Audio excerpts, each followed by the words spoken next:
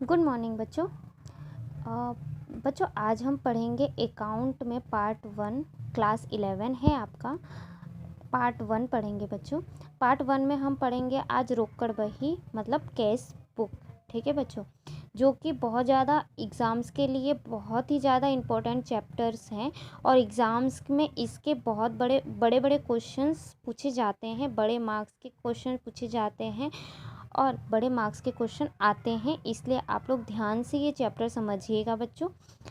और आगे वाले क्लास में भी, कॉलेज में आप जाएंगे, क्लास 12 में जाएंगे तो भी ये स्कोरिंग चैप्टर्स हैं और ये चैप्टर्स आपको आना ही चाहिए। बहुत ज़्यादा कंपलसरी चैप्टर्स है बच्चों। ठीक है बच्चों, तो बच्चों देखिए हम आज पढ़ेंगे रोकड़ बही कैश बुक। उससे पहले हम उसके बारे में जान लेते हैं बच्चों। ठीक है, तो देखिए बच्चों यहाँ मैंने लिखा है सहायक बहियाँ। सहायक बहियाँ के 6 पॉइंट्स होते हैं बच्चों। पहला है रोकड़ बही, खरीद वापसी बही, बिक्री वापसी बही और है लास्ट में मुख्य रोजनामचा।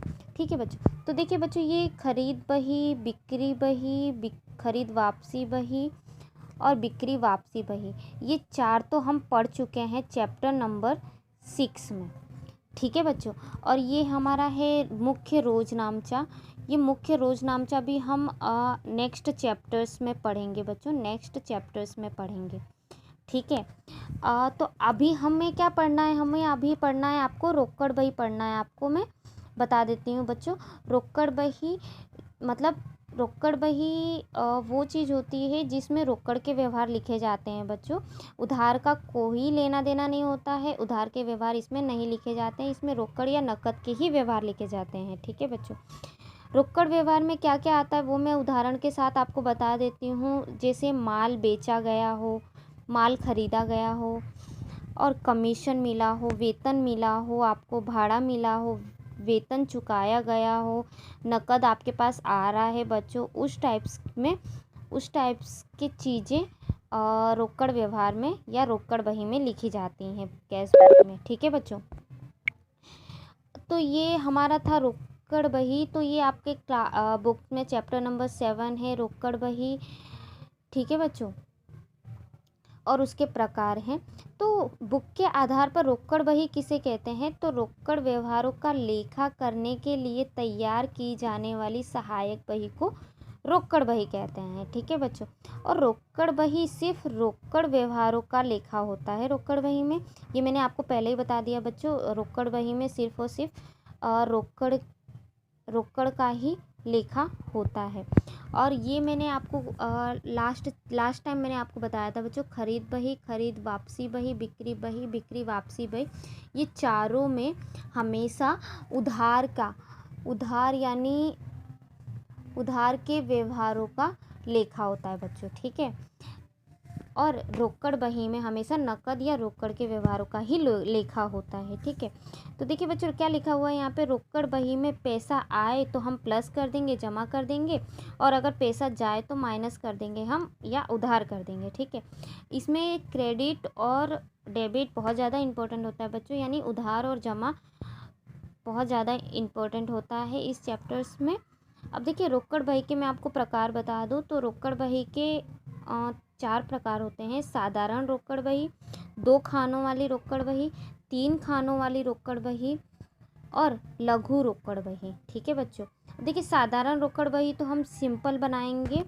ठीक है, और 2 खानों रोकड़ बही में, 2 खानों वाली रोकड़ बही में 3 प्रकार की हो सकती है। 2 खानों वाली रोकड़ बही या तो रोकड़ और बट्टा खानों वाली हो सकती है, या रोकड़ और बैंक खाने वाली हो सकती है, या बैंक और बट्टा खाने वाली रोकड़ बही हो सकती है। ये तीनों में से कोई भी हो सकती है बच्चों।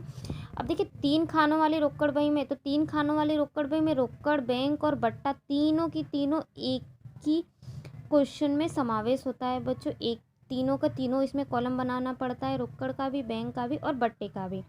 ठीक है, और लघु रोकड़ बही, तो लघु रोकड़ बही उसे कहते हैं बच्चों जो छोटे छोटे खर्चों के लिए बहियाँ बनाई जाती हैं ना, उसे लघु रोकड़ बही कहते हैं। ठीक है बच्चों, अब 1 बाय 1 हम देखेंगे कि इसका फॉर्मेट कैसे बनाया जाता है बच्चों। ठीक है, तो पहले हम देखते हैं साधारण बही।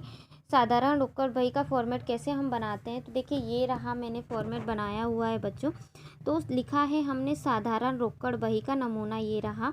तो देखिए हम यहाँ पे पहले लिखेंगे श्री, फिर कंपनी के व्यक्ति का, ओनर का नाम की रोकड़ बही, ठीक है। और पहला कॉलम डालेंगे बच्चों तारीख का, तारीख, फिर विवरण, आय आवक, और रसीद नंबर, खाता बही पृष्ठ नंबर, और थोड़ा सा बड़ा बनाएंगे रकम का कॉलम, तारीख का कॉलम भी बनाएंगे, फिर विवरण, वाउचर नंबर, खाता बही पृष्ठ नंबर और रकम, ठीक है बच्चों। इस तरफ जमा हो जाएगा और इस तरफ उधार हो जाएगा बच्चों, ठीक है। यहाँ पे उधार हो जाएगा, तो यहाँ पे उधार वाले व्यवहार लिखे जाएंगे, यहाँ पे जमा वाले व्यवहार लिखे जाएंगे, ठीक है बच्चों। तो देखिए अब यहाँ पे सबसे स्टार्टिंग में क्वेश्चन में आपको दिया हुआ रहेगा बच्चों, प्रारंभ की जो शेष आगे लाते हैं ना, वो प्रारंभिक दिया हुआ रहेगा उसकी रकम। तो यहाँ पे हम लिखेंगे प्रारंभिक शेष, और फिर उसके बाद यहाँ पे आवक लिखेंगे बच्चों, आय लिखेंगे यहाँ पे। फिर यहाँ पे भी विवरण में, यहाँ के विवरण पे भी हम व्यय मतलब जावक लिखेंगे, जो जा रहा है वो लिखेंगे। और इधर का आय का और जावक का दोनों का हम टोटल करेंगे बच्चों। टोटल करने के बाद यहाँ का टोटल हमेशा ज़्यादा आएगा और यहाँ का थोड़ा सा कम आएगा, तो उसमें से इसको माइनस करेंगे तो यहाँ पे आपका अंतिम शेष आ जाएगा बच्चों। तो इसलिए यहाँ पे अंतिम शेष लिखेंगे और शेष आगे ले गए। अब दूसरे महीने में शेष आगे ले गए तो दूसरे महीने का कॉलम डाल के यहाँ पे हम प्रारंभिक शेष लिखेंगे।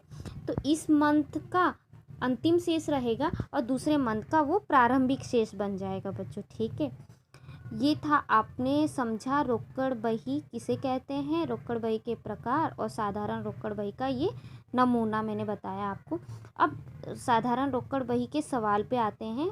अब मैं नेक्स्ट पार्ट में आपको सवाल बताती हूँ, इसके सवाल कैसे किए जाते हैं बच्चों, ठीक है।